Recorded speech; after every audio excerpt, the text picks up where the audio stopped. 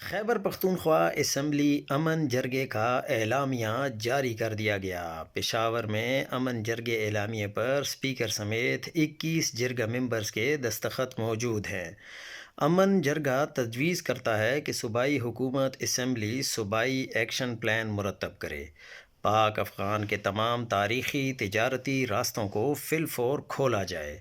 پاک افغان خارجہ پالیسی بنانے میں وفاق صوبائی حکومت سے مشاورت کرے، سفارتکاری کو ترجیح دی جائے۔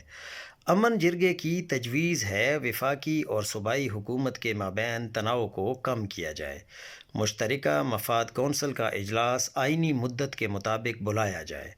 دہشت گردی کے خاتمے کے لیے صوبائی اسمبلی کو اعتماد میں لیا جائے۔ امن و امان سے متعلق صوبائی اسمبلی کی قراردادوں پر فوری عمل درآمد کیا جائے۔ پولیس اور سی ٹی ڈی داخلی سلامتی کی قیادت کریں گے۔ صوبے میں امن و امان کے قیام کے لیے اقدامات کیے جائیں۔ پولیس اور سی ٹی ڈی کو مضبوط بنایا جائے۔ غیر قانونی محصولات بتہ خوری کے خاتمے کے لیے مربوط پالیسی بنائی جائے۔ خیبر پختونخوا بالخصوص شورش زدہ علاقوں میں معدنیات کی غیر قانونی نکاسی کا خاتمہ کیا جائے۔ خیبر پختونخوا اسمبلی کو سیکیورٹی اداروں کی کارروائیاں اور قانونی بنیادوں کی ان کیمرہ بریفنگ دی جائے۔